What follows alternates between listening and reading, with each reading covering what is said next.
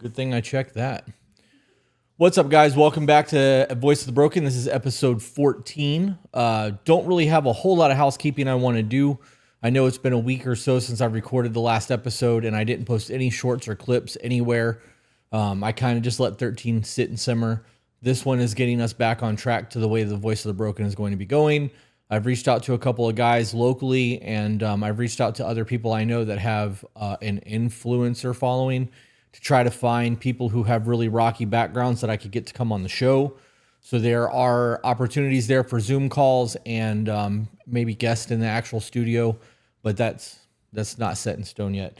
The other thing that I wanted to touch on before I jump into these emails is that I am going to be using the Voice of the Broken TikTok as my personal TikTok account. There's less than 10,000 people on it right now, but that account sits. And unless I remember to post to it or I go through in the morning and post a single video a day, the account is not getting any traction. And because that account's not getting any traction, the To Be Better podcast is the only thing that's promoting Voice of the Broken. And that's when I tend to think about it. So like, I don't want to let this just become nothing. I would like to continue to make headway into making this an actual thing. At least in terms of numbers. I don't want it to become a full-time job, but I do want to continue telling people stories and giving people hope and advocating for men's mental health because, I mean, let's face it, mine has been shit for most of my life. And though my life is dope as hell right now, it hasn't always been this way. Also wanted to challenge you guys, for all of you men out there who are going through mental health struggles, I highly recommend that you start journaling. You can buy really nice journals if you want, or you can buy little pocket field notebooks off of Amazon for super, super cheap. You could even get like a 5-star mead, something that you can throw in your everyday carry bag or keep in your pocket that you can just jot down things when you're going through it. It's also good to have a notepad. You know, having our phones is great, but you tend to remember things at a higher percentage if you physically write them down because it's a slower process.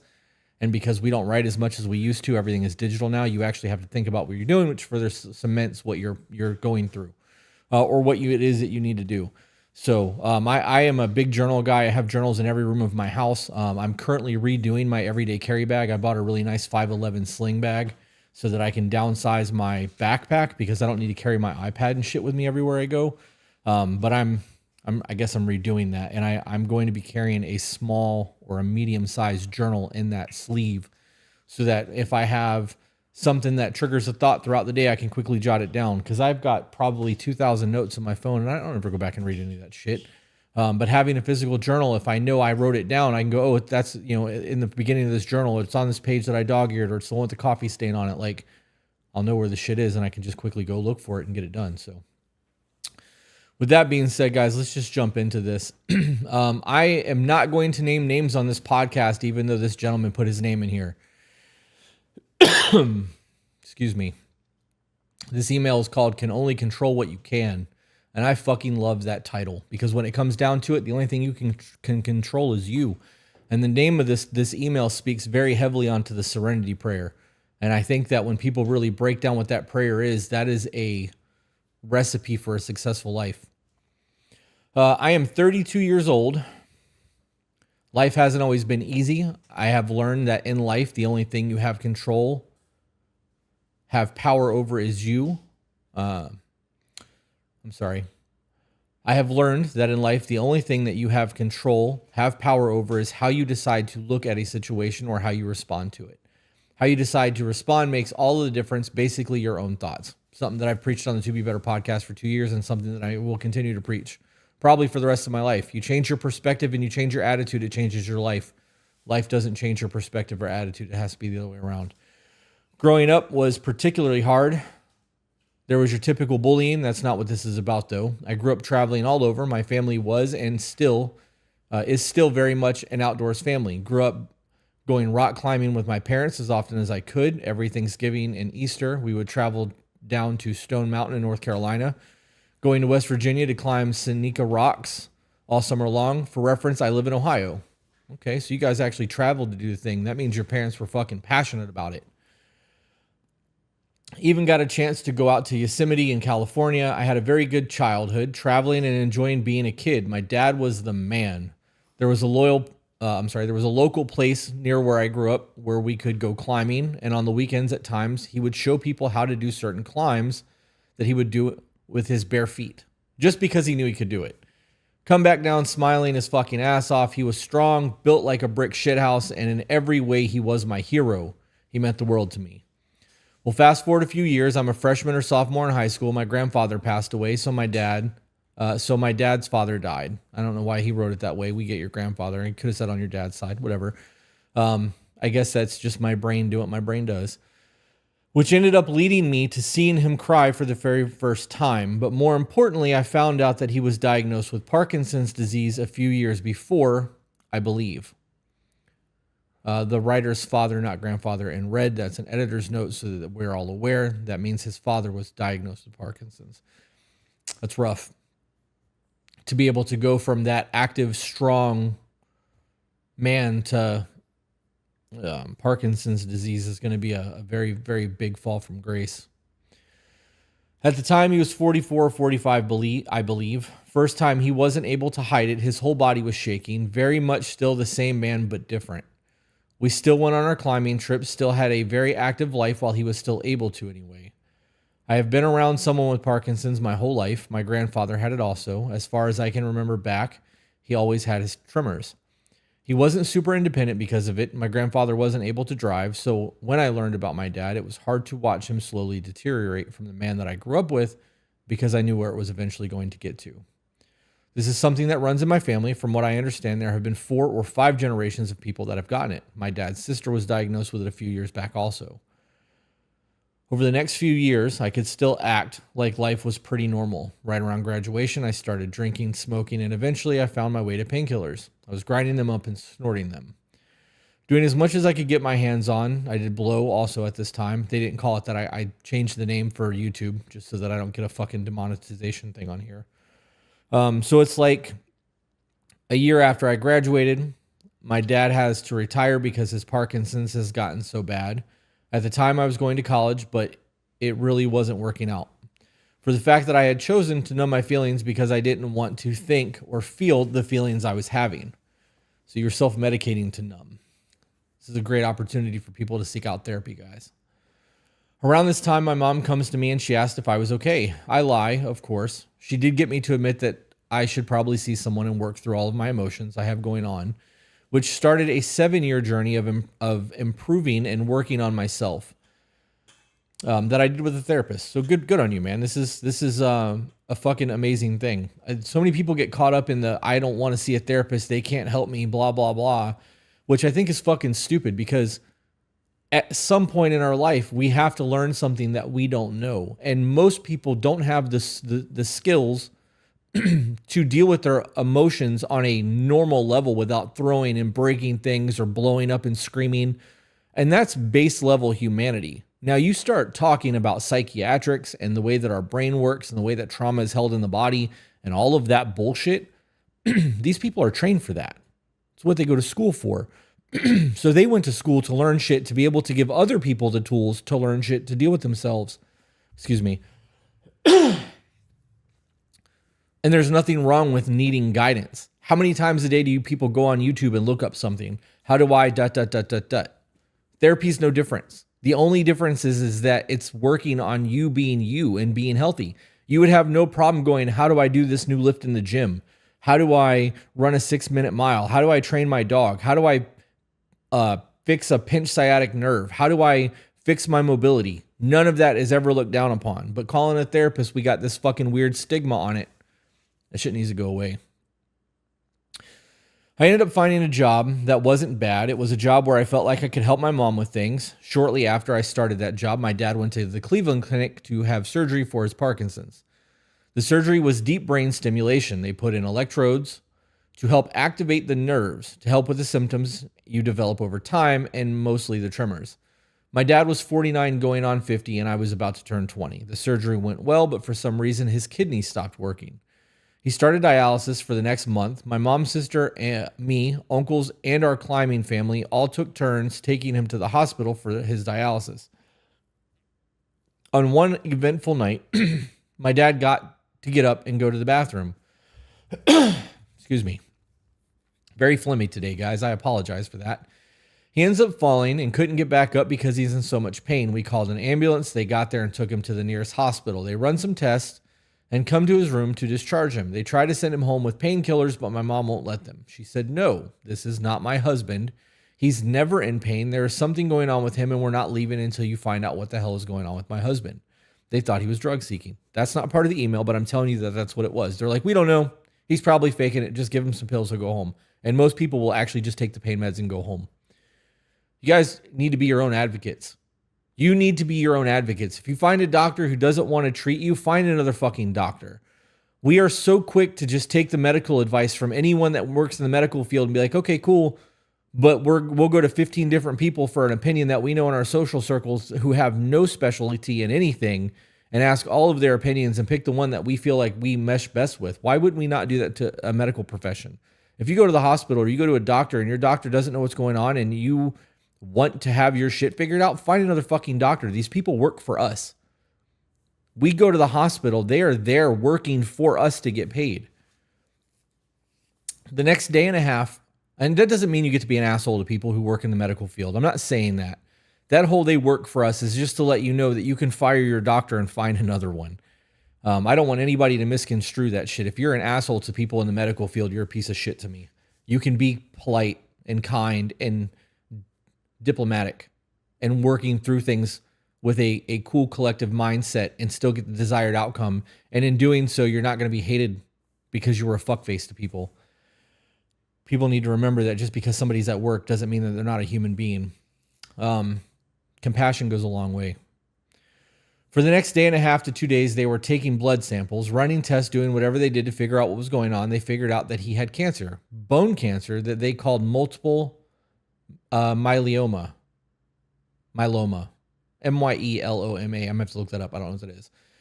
He had been rushed off to surgery. His leg bone had gotten so weak and brittle that he had to have a metal rod put in it. So when he put weight on it, it wouldn't snap on him.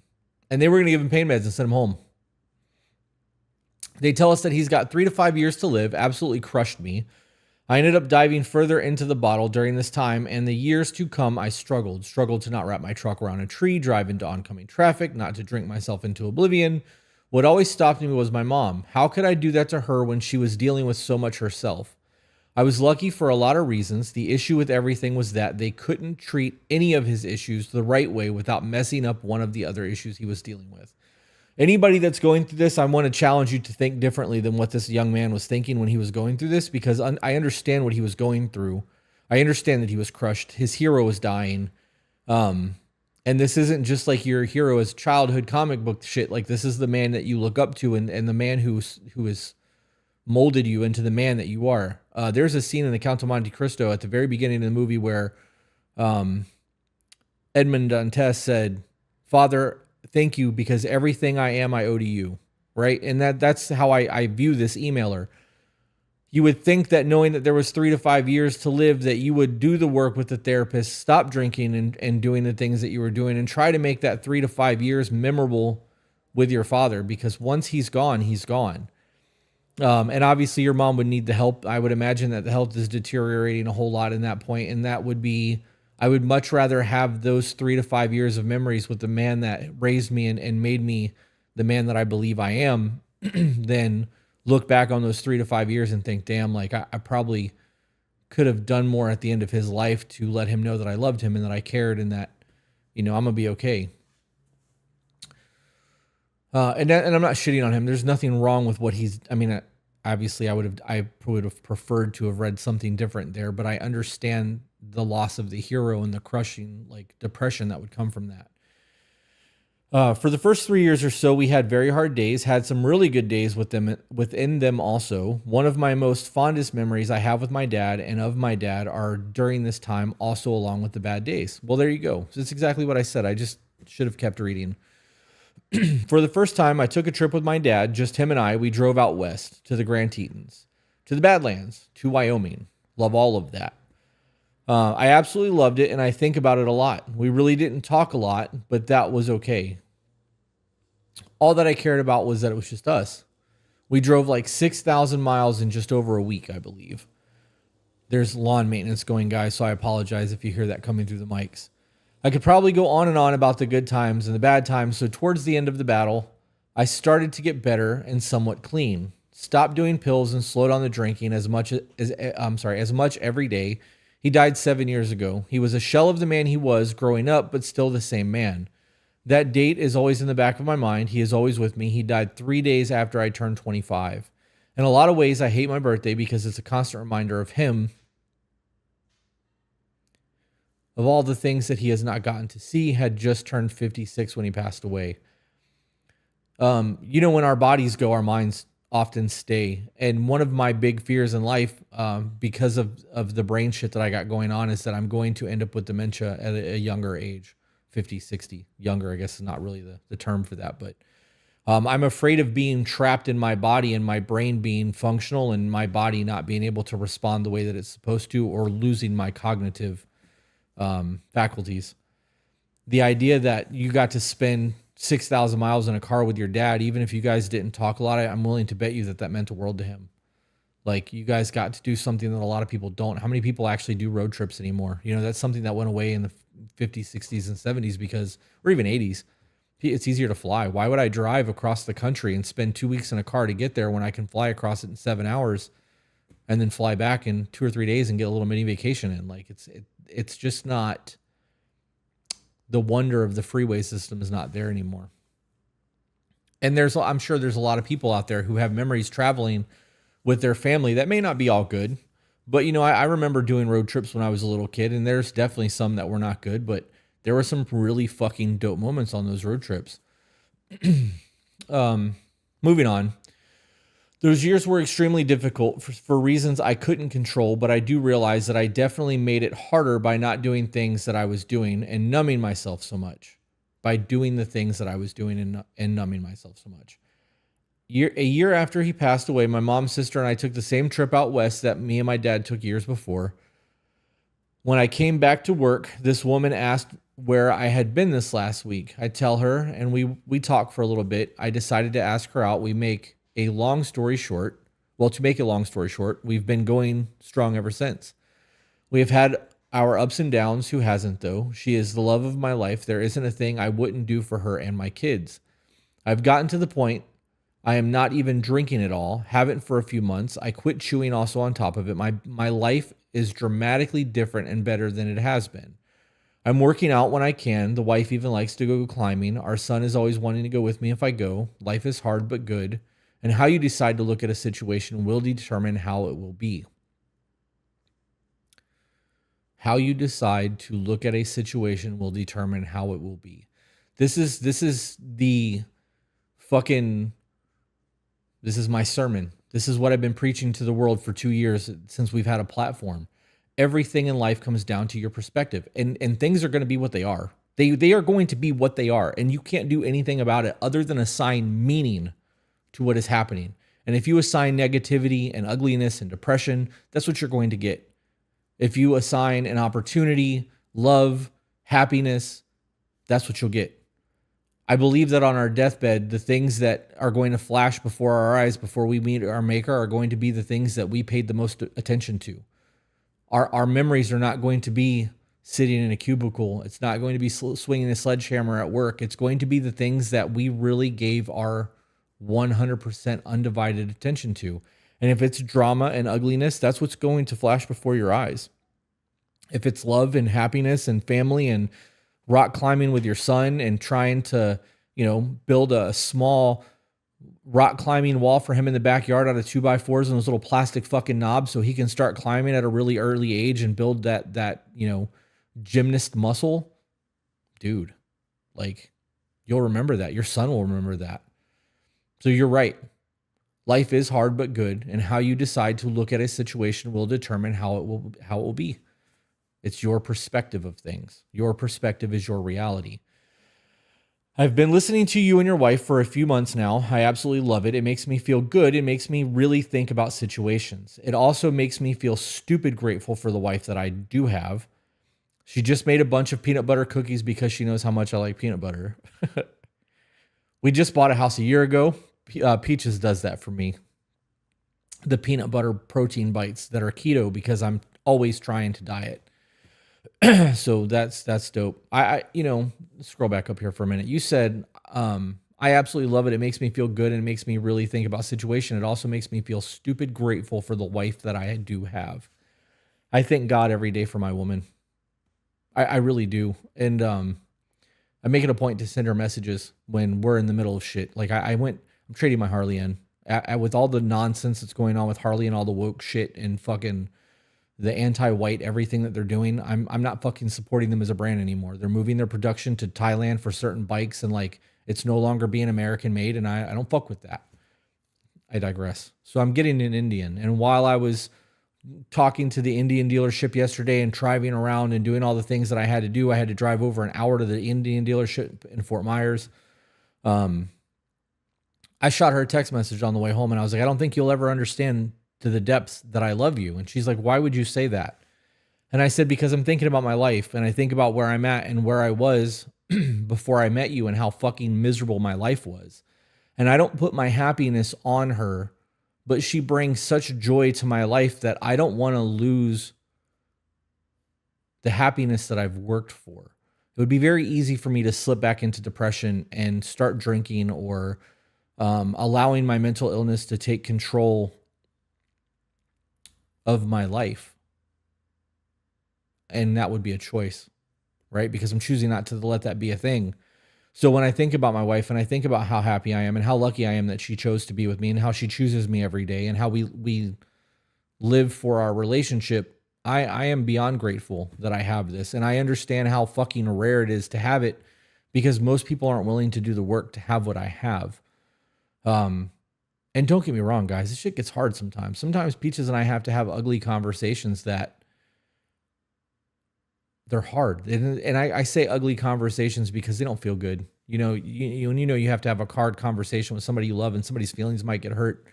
You don't want to do that. Why would I want to see my wife cry? You know what I mean? But sometimes you have to have those discussions, and it's better to have them immediately and let that little, 20, 30 minutes of discomfort go away versus allowing it to become a 6 to 8 month fester where things are falling apart and you're not happy anymore because of it. So it does take work. Moving on, we just bought a house a year ago. It's my own little slice of heaven out in a kind of middle of nowhere to town. Love that. Quiet and sunsets are always amazing. We just got 6 chickens, getting about 5 eggs a day and working on the garden next. One thing that I have left out is that there is probably a good chance in my head that I'm going to be diagnosed with Parkinson's at some point in my life. I actually thought that as soon as you said your dad had it. For about 10, I don't know what that means. From about 10, I think is probably what you meant. I would randomly feel and see my fingers, ligaments in my arm or legs having a little tremor. My wife knows all of this. She is fully aware, and that is okay with what might happen or not happen. I actually have what's called benign tremors. My hands will shake sometimes, and I can't control that. And I was very concerned that I was going to end up with Parkinson's because of it. I also get restless leg syndrome where my legs will you ever feel that like body twitch where you feel like somebody's walking over your grave and you can't stop it from happening? I get that in my legs, and I have to adjust or I have to kick my feet. It's almost like I have Tourette's. It's fucking weird. But I know that that's just muscle shit. I'm getting older now. But I had that. I refuse to go to the doctor, right? Like I'm not going to go unless I'm fucking dying because I don't want to go in there and be told that I've got 3 months left to live. I'd rather just live my 3 months and fucking die than have that long fear of end of life, I hope that that's not the case for you, but I would definitely be constantly getting checkups to make sure things are going and see if there's any type of new medicines that can help prevent the onset of it. I have no idea. I have my bad days for sure, but they are not as many as they are the good days. I am grateful for the fact that I can still do things I want and play with my kids. How I look at life, how I look at it is if it happens, then God has his reasons. Who am I to question what he has and plan? Maybe it's so that I can help people to be more grateful for all the little things in life that they take for granted. I really don't know, but what matters is today, this moment, that it's happening in front of us. So I'm going to enjoy it while I can, make the best of everything in every situation that comes along. Some men's biggest fear is becoming like my dad, that we would rather not be remembered like that. I know damn well that I sure struggle with it on my bad days. It's very tempting to take an easy route out of it. Robin Williams had just been diagnosed with Parkinson's before he took it.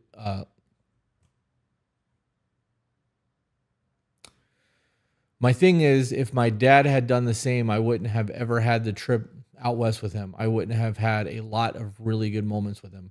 That Robin Williams shit fucked me up. Robin Williams is the only celebrity that's ever passed away that affected me. Steve Irwin didn't affect me. I probably get hate for that. I don't care. The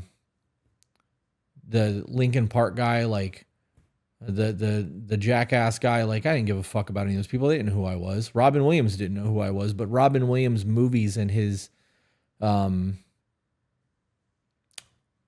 career choice actually had effect on my life growing up. So I remember watching Dead Poet Society when I was little. You know, a movie had come out in the 80s and I had watched it in the 80s. And his movies were not just comedy to me. Everything that he did, he was so diverse with his roles, and it just his movies just affected my life.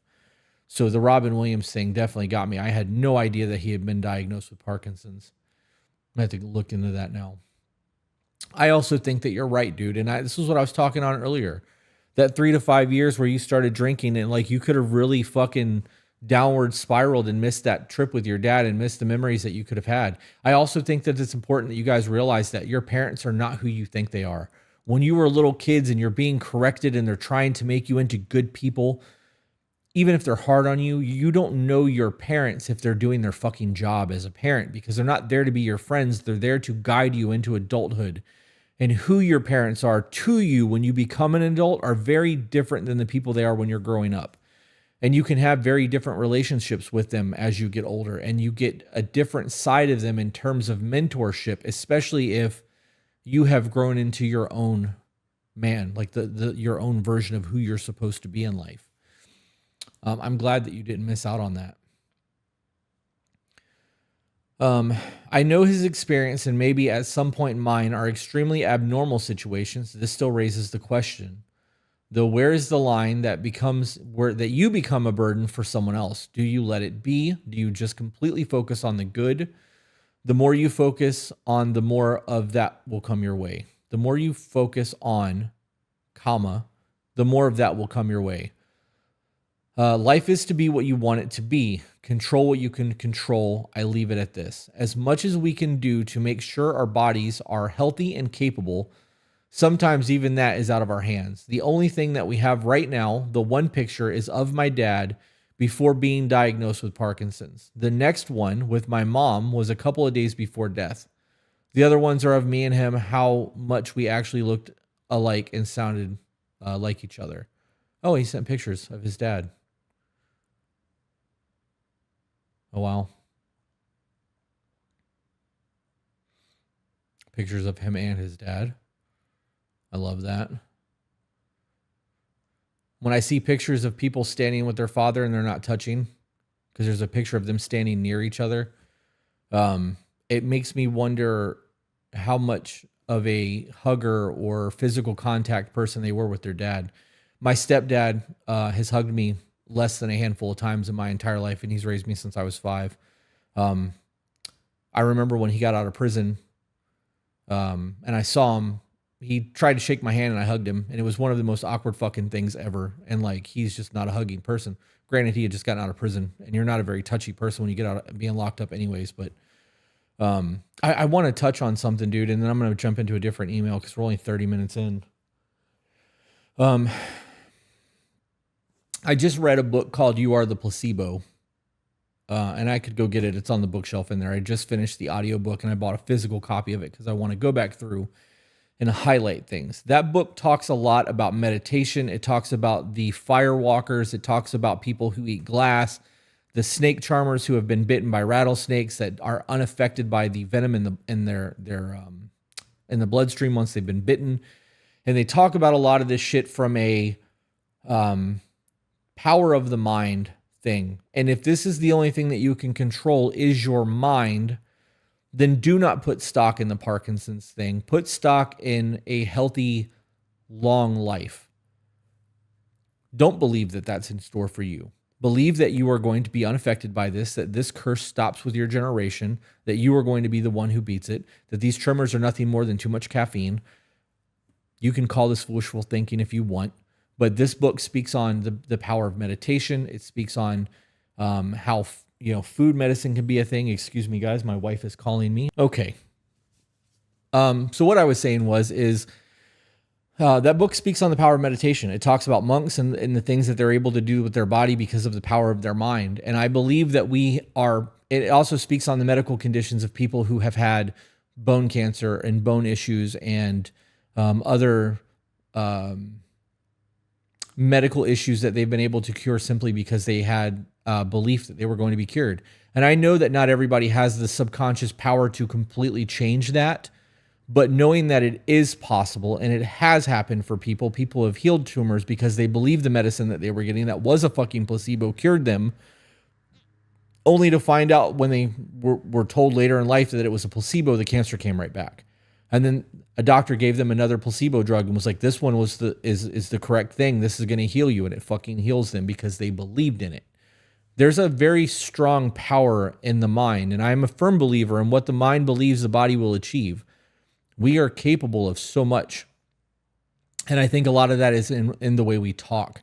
If you were one of those people who was always saying things like, nothing ever works out for me, life sucks, nobody loves me, you're speaking that into the world. And for those of you who are religious that believe that we are made in God's image, God spoke everything in Genesis into existence. It didn't say God made the universe. God made light. God spoke it, and then it was. And if we have that made in God's image, there's a fucking power to our words. And even if you don't believe in religion or faith and you believe in energy in the universe, there are atoms around us at all fucking times, and energy doesn't go away. It just changes from thing to thing. And if that's the case, we have the ability to change the world around us. I'm going to go to one more email and then I'm going to wrap up. Let's see if we have another one. I enjoyed that. That was a good read. That was not over heavy. It was not dark. It was just a good little easy read. Oh my God, this one's 19 pages. We're going to read it anyways. Fuck it. All right. VOTB, my story is a little different from the others I've heard. Good. It's time for something new. I have written and erased this email multiple times. Each time it has just been an 8 to 10 page trauma dump, which I know isn't what you're looking for. It's okay to trauma dump in these, guys. It is, as long as you're telling me what the catalyst was for your change, how the changes affect you, and what you're doing now after the change. This is a therapeutic process. Earlier when I spoke on journaling, writing down the things that you're going through is therapeutic. So writing multiple emails, 8 to 10 pages at a time and deleting them, you are letting your demons out, dude. So good for you on that. You could have sent them. I'm actually glad that you didn't. I'm glad that you deleted it and had to rewrite it multiple times because you obviously needed to fucking get it out. I'll try to give a brief summary of my history for context and then move into what I'm currently trying to work through. I struggle with timelines, so please forgive me if I jump around a bit. Unlike a lot of the stories, I have no history of addiction and have only recently been diagnosed with major depressive disorder. Even people with seemingly normal life still go through a lot of these struggles. Yes, they do. We're all fucked up in some way or another. I was born in Northern California, surrounded by my extended family. My parents decided that they didn't like the area and moved us to a very small town in northeastern Oregon, population 1,700, when I was 4 to 5 years old. No extended family in the area. It was very isolating. My parents used physical punishments, open hand slaps, backhands, belt spoons, paddles, and isolation, grounded to my room for days, weeks, months, as corrective actions for what they deemed as inappropriate behaviors. Some punishments were warranted. Some were excessive. This was all prior to the internet, so being in my room meant no contact with anyone. I buried myself in books and music. That was my childhood. That was my childhood, except for it was abuse. And not just isolation. It was a lot. Anyways, around junior high, I became interested in psychology, reading a book about suicide, sent off red flags to the school, and I was forced into therapy despite my protesting that I wasn't. Just interested in trying to understand the thought process, therapy did not go well, and I actually started thinking about it as a solution to feeling isolated. And I stopped the S word because I will get demonetized. YouTube will flag the video and it will not get seen. In the practical sense, and how differently I felt and reacted emotionally compared to my family and peers. My dad's weapon cabinet was kept in my bedroom, and I would practice how I would use each weapon, reasoning through the specifics of how each weapon operated and what would ensure that it was done correctly. If either of my parents had ever come home into my room unannounced, it would have been highly unlikely that they would have encountered. It would have been highly likely, not unlikely, highly likely that they would have encountered me sitting on my bed, headphones on, resting my chin on the barrel of a loaded. There's two options there of long weapons. I still don't have real clear reason why I didn't do it. I think that it was the beginning of me masking my feelings and emotions in public. I refused to react or show emotion regardless of the situation. I compartmentalized all my anger and pain, packing it down inside to be dealt with privately. No one knew what I was struggling with every day, even though my inner dialogue never shuts up. High school was boring. I was constantly in trouble for reading what I was interested in. Instead of doing the required work, I challenged several teachers to give me every test that they were going to assign for the school year so I could take them, pass them, and be left alone. I isolated myself in books, music, theater, and physical activities, anything to get me out of the house and away from my parents. The more time I spent at home with my parents and little brother, 5 years younger than me, the more conflict arose. Being the youngest, my brother could do anything he wanted to me and I couldn't retaliate. That's bullshit. One of the worst ass whoopings I got was when my father asked me what it was going to take for me to learn that I couldn't lay hands on my little brother. My reply was I would stop when he would do something. When I told him what my little brother was doing to me, he took that as questioning his parenting of my brother and did not take it well. I learned quickly to just keep my mouth shut and make myself scarce. I was only an average student because I was as unmotivated as they came. Even though I was the quiet one in the back of the class. I started to get attention from girls when I started having sex. It quickly became a motivating factor. I would go so far as to say that I may have even been a sex addict. I had a few relationships, but was not dating with intent to marry, just looking for the momentary connection with another person. Looking back on it, I was also drawn to outcasts, likely because I felt like I didn't fit anywhere either. Scholastic achievements, athletic achievements didn't mean anything to me. I just wanted that connection. My junior year, I was dating a girl who came from a broken home. She and her family lamented, it's a good word, to me at meals that it was unfortunate that if we were to marry, there would be no children, as she had emergency surgery in her youth that left her unable to bear children. Why would you fucking say that to a child in high school? Come on. That's not to fucking move, parents. As a young, dumb sex addict, this was the ideal girlfriend to have. They also told me that her mother had passed away and a list of other family background stories. As the school year drew to a close, I started finding out that she and her family were lying about what they had told me. So I broke off the relationship. We didn't see much after summer break.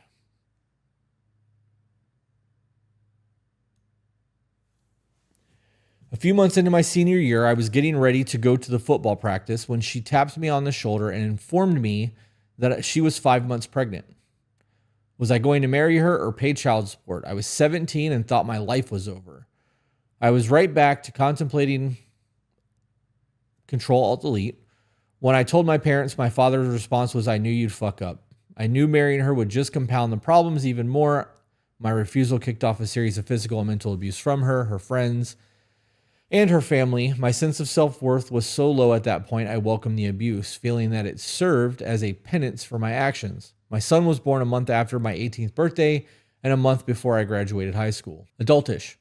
Being from a small town, there were limited options for employment. I went to work at the local plywood mill and tried to be the best dad I could be, with no idea what I was doing. My son's mother and I fought at every interaction, and I found myself retreating and acquiescing to her just to try to minimize the conflict. I couldn't control my son's environment when he was with her, so I tried to make the best I could when he was with me. This went on for about a year. The thoughts of Control-Alt-Delete were still there, but they weren't as strong. I had started dating again with purpose this time and had been with the same girl for a while now. She was the first girlfriend I had that I saw the potential for a future with. As she accepted me and my son, I was able to talk to her about my attempts and my feelings, and she didn't judge me. She just listened and supported me. About that time, the timber industry in Oregon took a hit because of federal protections for the spotted owl. The reduction in logging area equated to layoffs at the mill. As a recent hire, I was on the chopping block. As I stated earlier, employment options were extremely limited in the area, and I had responsibilities. I made a decision to join the U.S. Air Force. I knew that it would require me leaving my girl and my son for a while, but after that sacrifice, the military would provide myself and them way more options for a better life. I struggled with this decision, but there were really no other options available at the time. My girl didn't take it well, even with my offers of a proposal after I completed basic training and tech school.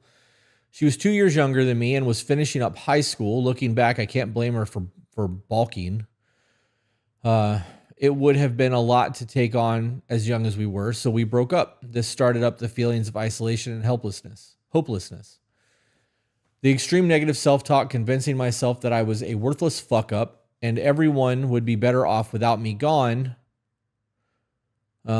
I tried to drink myself to death one night. Having never really drank alcohol, I didn't know what I was doing and just ended up making myself extremely sick, of course.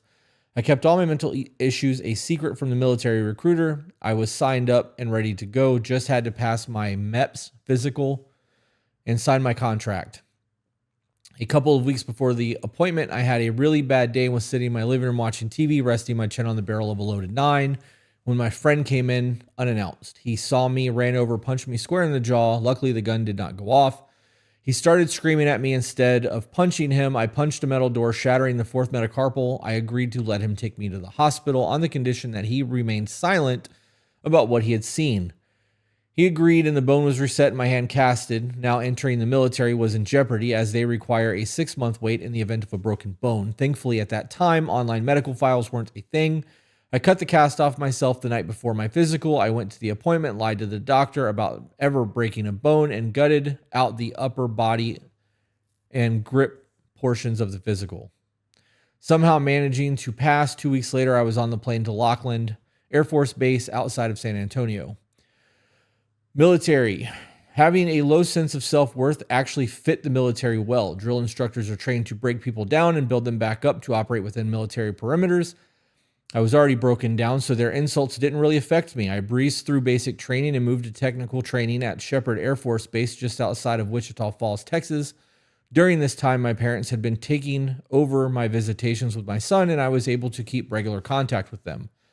I got a call from my mother that Child Protective Services have been called on my son's mother's apartment. She had been throwing a party, passed out drunk, and the other attendees were unable to rouse her. So they called emergency services. When they arrived, they found my son in his crib with bottles of spilled milk, dirty diapers, and plastic grocery bags. I had my mother contact a lawyer in Oregon to start the procedure to get custody of my son. This was a long process, and we were able to get the state to agree to place my son with my parents until the trial date instead of placing him in foster care. I was able to complete my technical training and was stationed at Nellis Air Force Base in Las Vegas, Nevada. I took leave and traveled back to Oregon to attend the custody hearing for my son, knowing that his mother and her family were pathological liars. When they took the stand to answer questions, I took notes. At the lunch break, I traveled to what they claimed was her employer, explained who I was, what the situation was, and told them what she had said. Not surprisingly, she had lied. I asked if they were willing to testify to that. They said absolutely. I presented my lawyer with information and his jaw nearly hit the floor. I was called to the stand, explained my situation with the military, and supposed employer testified by phone that she had lied. I was awarded custody of my son. My parents filed as interveners so that if I was given orders, he could stay with them while I was away. That's fucking huge that you got custody of your kid, and that shows that you're not an idiot. You fucking handled that well. Good on you for that. I was living in the dorms of Nellis and waiting a list for base housing was about a year. The waiting list. My son was getting ready to start preschool or kindergarten. And kindergarten. So the decision was made that he would stay with my parents during the school year and I would go back to Oregon for visits, or he would come down to school breaks. I was consistently gone on temporary duty assignments, so this was not hard to rationalize as the most beneficial move for my son's development. I knew it would mean sacrificing a lot of our relationship, but the upside is for him to override the pain I felt giving it up. When I was alone, I buried myself in work, trying to progress through the ranks as quickly as possible. During this time, I was approached by a woman from Las Vegas, 9 years my senior, who was a single mother of a young boy the same age as my son. We started dating, and within 3 months, she proposed to me. It wasn't love, but logic that drove me to accept. She had a career working for IBM. Her son was the same age as mine. She had an apartment that would get me out of the dorms, and it gave me an opportunity to bring my son home full time. In hindsight, this was flawed thinking and a serious mistake, as we really didn't know much about each other. I didn't know how to ask the questions and have the hard conversations. We were married. I brought my son home and immediately became a family. The conflict started shortly after we all moved in together. Our parenting styles didn't mesh. If the kids broke something in the house, she would break one of their toys in retaliation. We were constantly at odds because I failed to do the work prior to agreeing to marry this person. I was hesitant to seek out help because the military has its own mental health standards in my career field and dealt with aircraft, bombs, missiles, and ammo. We all settled into the chaos and just tried to survive for the next couple years. We had ups and downs, bought a house, but the relationship had grown stagnant as we were both resentful of each other. I got orders to go to Korea for a year unaccompanied. I would have to leave my family in Vegas, and upon hearing this, my wife declared that my son would have to go live with my parents, as she refused to take care of him if I wasn't there. In my mind, this effectively ended the marriage. I fucking can see why, because you're not a team. This entire thing was a necessity. And this is a lot of relationships, guys. A lot of fucking people are listening to this right now going, I'm kind of in the same boat. I can't afford to live on my own, or I need, and this is just the way that life's got to be right now. And eventually things will change. Well, they won't change until you change them. I spoke to my parents, and they graciously agreed to take my son while I was away. My time in Korea was rough, very limited contact for my wife, separation again from my son. I just soldiered up and powered through it. Knowing the chaos I was returning to, I went back to Oregon first. After completing my tour in Korea, I spoke to my son and asked him if he wanted to go back to Vegas or stay with his grandma and grandpa. He said he would rather stay, school friends, and more freedom, and I couldn't blame him. My parents were more than happy to have him stay. I have always thought that they viewed it as an opportunity to make parenting corrections within themselves in areas they felt they failed me and my brother. I believe that. I fucking believe that. I say all the time that the kids that I have with Peaches, the bonus kids that I'm parenting or assisting in parenting, are my redemption children. I fucked up with my first kid hard, and I've tried really hard to make amends and make that right, and the relationship's just not there. But that's wisdom, right? You do the best that you can in the moment, but we're fucking ignorant to everything and dumb as shit at the time. So there's a lot of work that has to be done. When I got back to Vegas, my wife proceeded to tell me stories about all the things she did while I was in Korea and who she did them with. This was an obvious attempt to get me to lay hands on her, to sweeten her side of the divorce settlement. My lack of emotional response actually was a benefit in the situation, as she repeated goading attempts that were met stoically. I had attended upgrade training for several weeks in Wichita Falls, and when I returned, all of her belongings were out of the house and the divorce papers were on the counter. I could keep the house. She took all of her belongings and only requested that I pay off her car. A trip to the county clerk, and $178 later, I was single again. I entered the U.S. Air Force, weighing about 150 pounds as a weapons troop. We were expected to be able to load munitions and release equipment, often by hand. By going to the gym 6 to 7 days a week when in the dorms, 5 to 6 days a week when I finally moved off base, my weight had gone up to 220 pounds. But I was built like a wrecking ball. I never had any issues passing the Air Force physical fitness requirements. I had motored through the early ranks, making staff sergeant on my first attempt. I was made a weapons load crew chief, and we won several competitions. Career-wise, I loved my job and was ready to see it through. I could retire after 20 years at only 39. After returning from Korea, the Air Force made a change to their fitness program, moving to a BMI scale. Mile-and-a-half run, push-up 60 seconds, sit-up 60 seconds, and they would measure your waist. No matter how many push-ups, sit-ups, or how fast I ran, the mile-and-a-half I could never pass because of my waist measurement. Additionally, the maximum allowable weight for the height had changed to 155 pounds. I was placed on a fat boy program, which entailed a daily food diary and mandatory workouts that would be submitted to my first sergeant. Failure to comply would result in court-martial and discharge. I completed every task put in front of me, but was never able to get down to 155 or get my waist measurement under 34. The first sergeant admitted to me that my fitness for duty wasn't the issue, but that the Air Force had an image to uphold. I was told that if I was unable to lose the weight or reduce my waist size, I would receive a less than honorable discharge for failure to adapt to military standards. I can remember screaming into the wind during runs at the frustration of my inability to meet those standards. I even contemplated plastic surgery to see if there was a way to reduce my measurements. The maximum my waist could be was 30 inches to pass after getting max points in all other areas. My anger and resentment got the better of me, and I just decided not to re-enlist. I gave up my military career, resigned that I was not just worthless, but now federally confirmed worthless fat ass. Got a job working security at the soon to open Wynn Resort and prepared to enter civilian life. You know, I don't know very many men, like actual men who have a waist size that are under 32 and 34. I think that to be a 30 or a 28, like you are a little tiny guy. Even if you're skinny, like that's crazy to me. Apology for the links. Part of me for the length. Part of me feels like this is heading towards just being a poor me trauma dump, but another part of me feels like they are relevant details about our ability to adapt and overcome. That not all successful adaptations are healthy in the long run, even if they get you through the moment. Either way, screeners feel free to chop away. I want to point out that everything that you've laid out so far is just life shit, dude. Like, I don't see any of this as a trauma dump. It might get to that point, but so far right now, this is just like a normal email for us. This is just life shit. After my divorce, I stayed single for quite a while, wasn't even interested in dating, had a few hookups here and there. Being in Vegas, female company was not hard to come by. During this time, I wasn't working on anything, wasn't trying to get better, stopped learning, just went on autopilot. Started drinking, not to excess, but enough to turn the pain from stabbing to a dull ache. My relationship with my son started to suffer as I was not a person you wanted to be around or talk to. Work, eat, drink, try to sleep, rinse, repeat. I was truly lost inside my own head. An acquaintance introduced me to a friend of hers, claiming that she needed a guy like me. Although I had no business getting into another relationship, I did it anyways. It gave me something else to focus on instead of my misery. I became a doting boyfriend, but not in a healthy way. I believed that I needed to reduce myself in the process of serving others. I became selfless to the point of non-existence. After years of practice masking, I became a chameleon, adapting to whatever the relationship or situation required. But it was all a facade.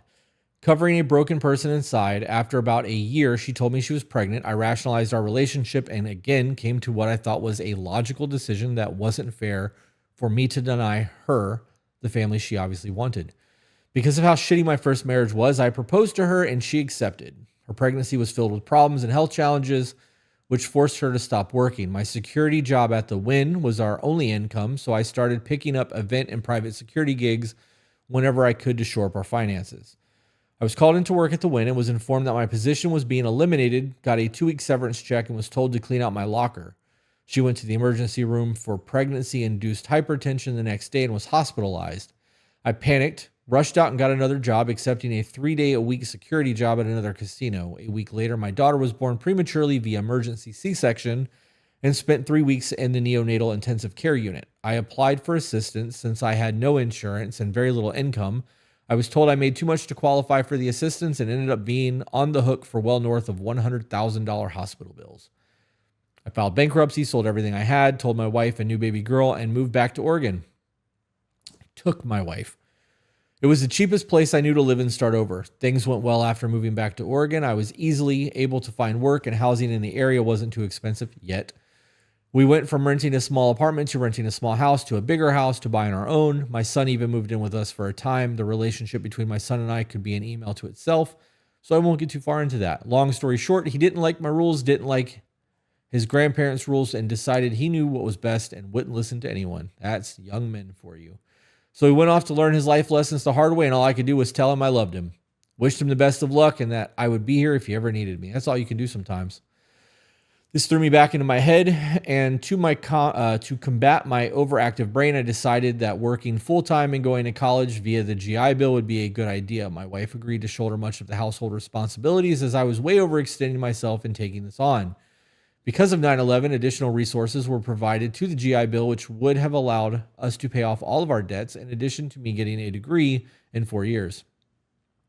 Shortly after starting school, my wife's sister moved in with us to help out.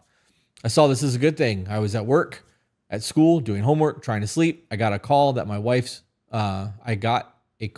work that my sister-in-law was taking my wife to the hospital for possible stroke. I bailed out of work, headed to the hospital, which is a half hour away. My wife was still under 30 at the time, had a transient ischemia attack, TIA, which is similar to a stroke. She had temporarily lost the ability to speak, lost motor controls on the left side. The local hospital was not equipped to address this, so they discharged her and sent her to a specialist in Boise, Idaho. When we traveled to see a specialist, he asked how long my wife had been in rehab to relearn how to move and speak, only she hadn't been through any rehab. She had showed us her scans, pointing out the areas of her brain that were impacted in the damage that was done. He was surprised at her recovery, and he warned us about potential after effects, including reduced emotional regulation and changes in personality. I don't know if I created the circumstances that followed in my own brain or if they actually happened, but over the next few months, it became obvious to me that the woman I had agreed to marry was no longer present. Her moods would shift dramatically. Her anger and outburst increased. She began saying very inappropriate things to friends and family, oblivious to how comments were received. I withdrew into my head again and became a shadow, not sure how to deal with this, repeatedly asking myself, are you going to be that asshole that leaves his wife after a stroke?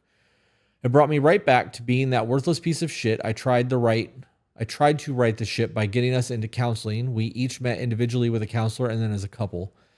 Because of limited resources in the area, we had to use the same counselor for all the separate sessions. We each had individual sessions followed by a fiery couple session. At my next individual session, the counselor stunned me by saying that if I had sought counseling prior to marrying my wife, professed that I was planning on marrying her, that the counselor would have slapped me and told me to snap out of it. I was not expecting that response. You know, they actually have premarital counseling. And for anybody that's unsure about marriage, you should definitely do that. The counselor failed to elaborate if it was because I was so broken that I shouldn't be in a relationship or if it was based on her individual meetings with my wife. We were not a good match for each other. I also found out that instead of paying off debts with the GI Bill money, she was spending it all, along with racking up substantial credit card debt. This sent me spiraling. I told my wife that I wanted a divorce, moved out of the house, and lost my ever-loving mind.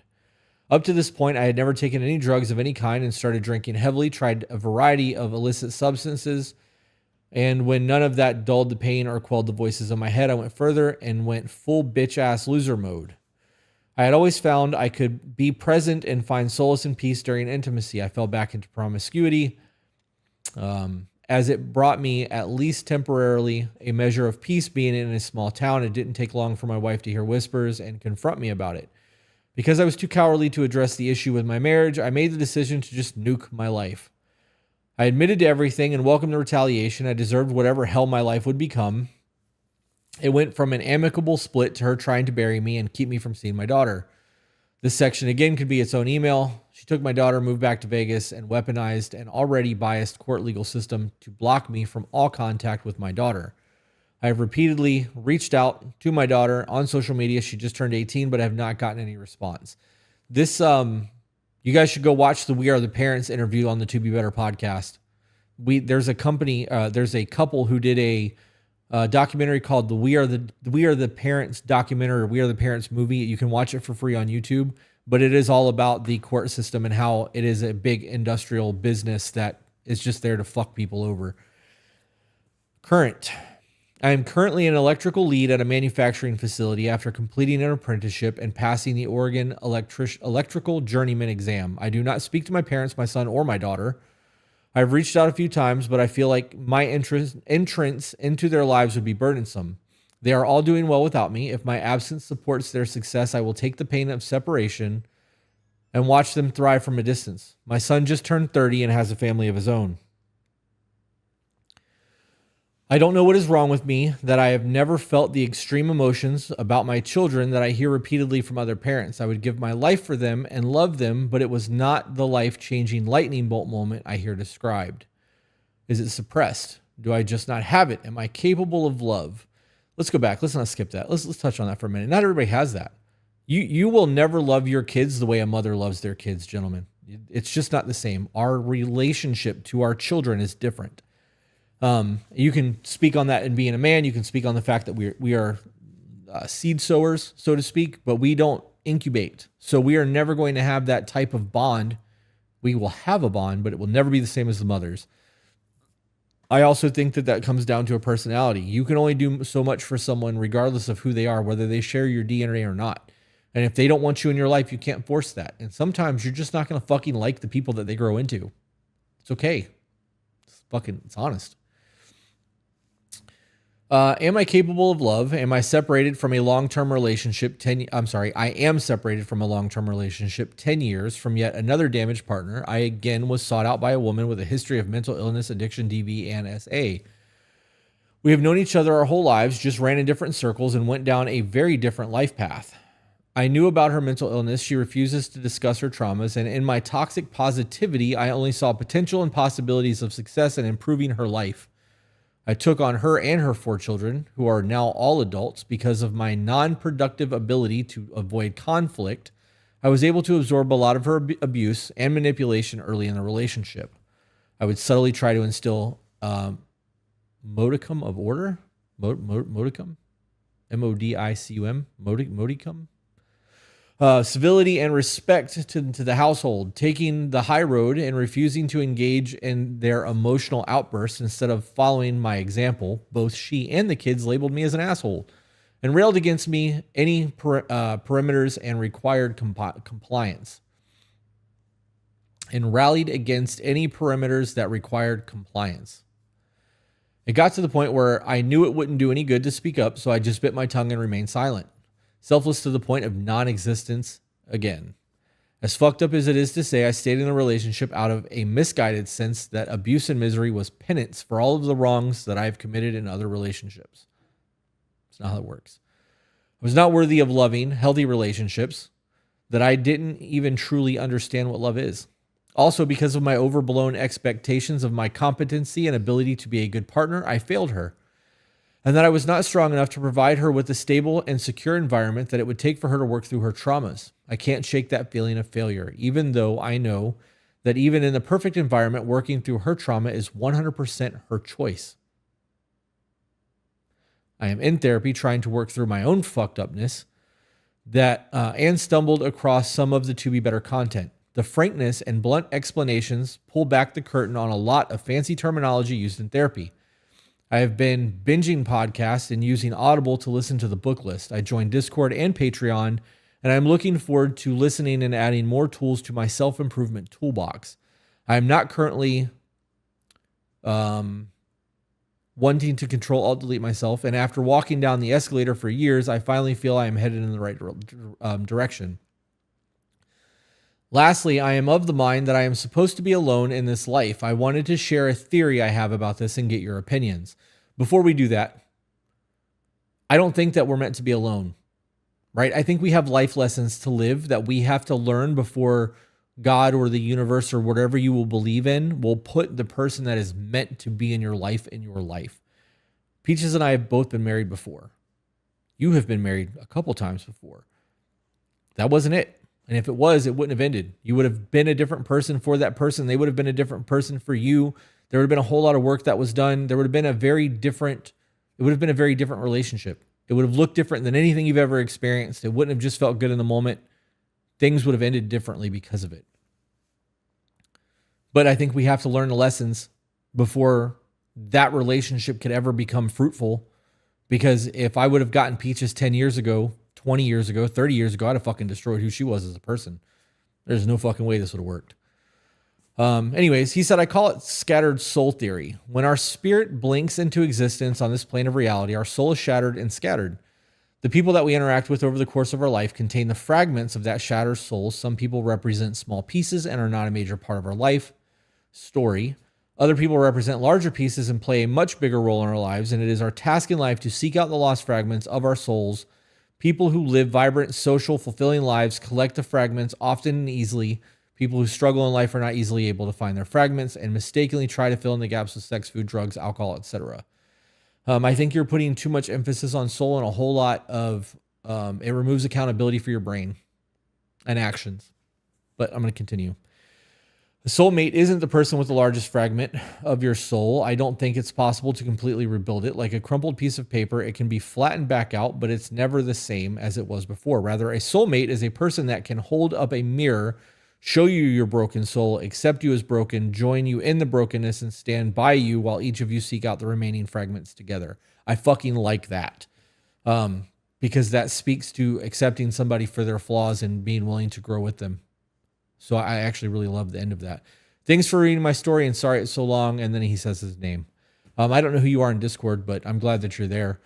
We are an hour and 6 minutes in. I really don't have anything to add to this. This was just a very well written story and hopefully you guys listened to it and this wasn't a fucking wasted email for you guys. With that being said, guys, I'm going to wrap it up. I will see you on the next one that I see you on. And if you would like more content from me, make sure that you follow me on TikTok, Voice of the Broken Podcast. See you guys on the next one.